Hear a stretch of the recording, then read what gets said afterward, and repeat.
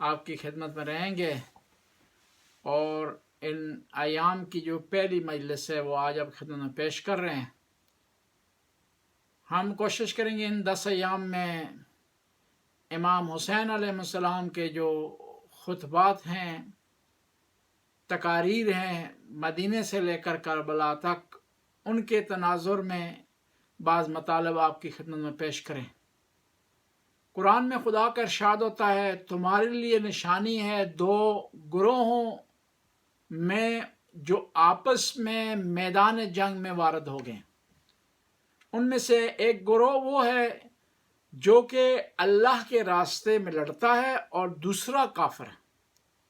سورہ آل عمران اور آیت نمبر 13۔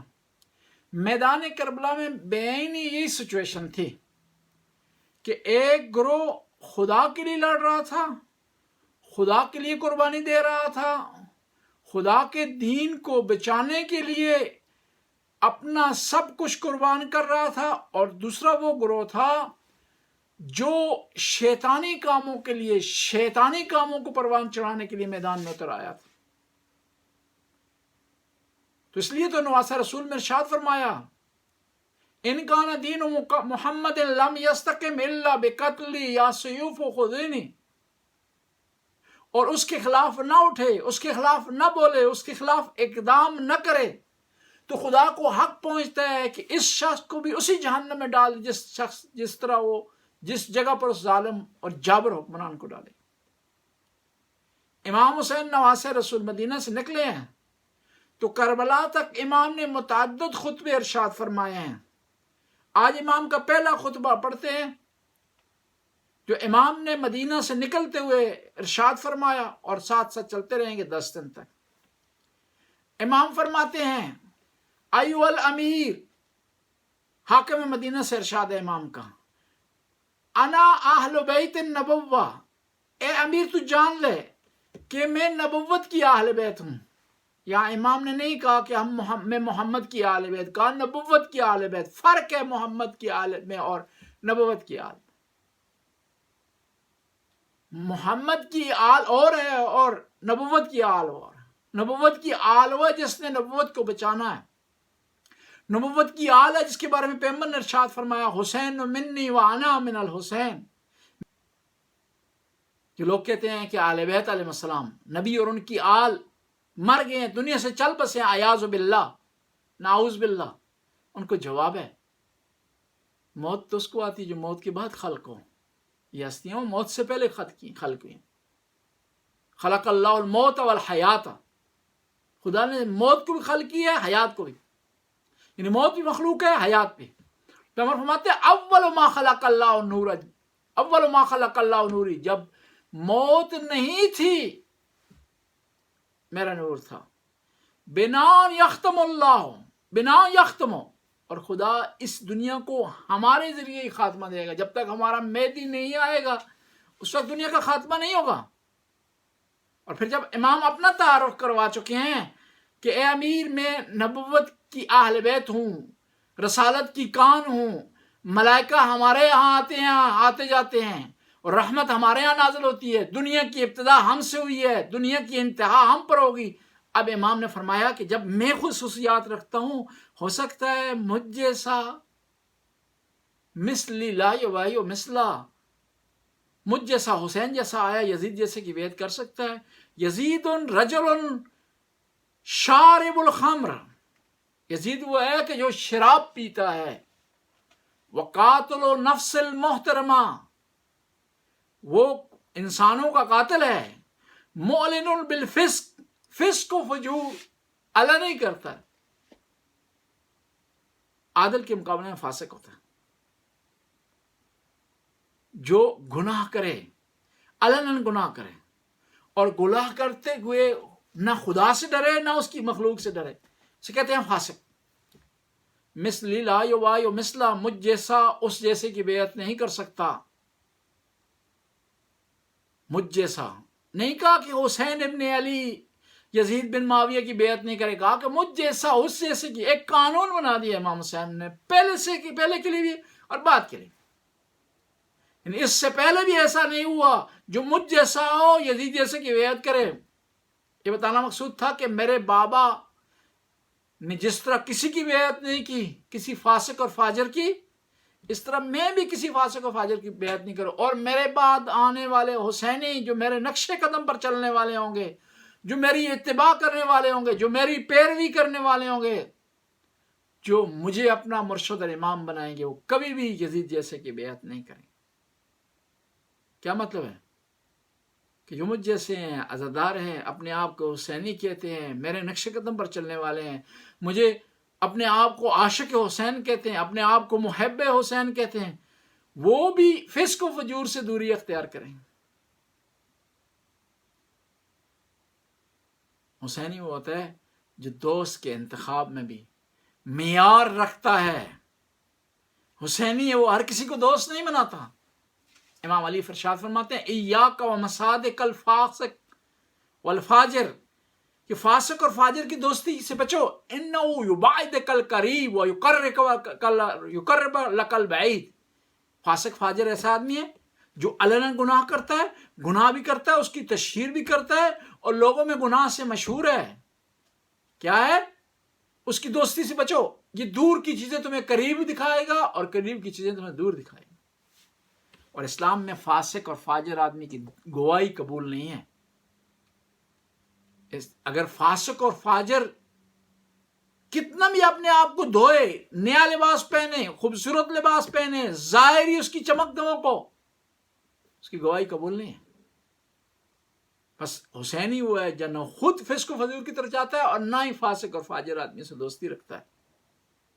لیکن نصبح و تصبحون، ننتظر و تنتظرون، اینا احق بالخلافہ والبیعت۔ تم بھی صبح کرو، ہم بھی صبح کرتے ہیں، ہم بھی انتظار کرتے ہیں، تم بھی انتظار کرو، اور یہ تم نے فیصلہ کرنا ہے کہ ہم خلافت کے حقدار ہیں اور بیعت لینے کے حقدار ہیں، یا یزید یہ سب فاسق اور فاجر آدمی۔ امام علیہ السلام نے واضح اور روشن بتا دیے کہ یزید خلافت کا حقدار نہیں ہے۔ خلافت کے حقدار جو ہستیاں ہیں وہ اہل بیت علیہ السلام ہیں۔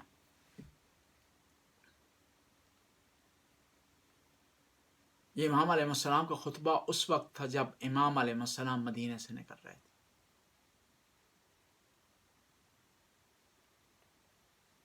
یہ خطبہ امام کو اس وقت تھا جب حاکم مدینہ نے امام حسین علیہ السلام کو بلایا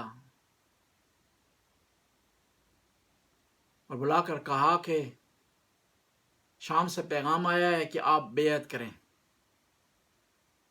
امام ہاشمی جوانوں کے ساتھ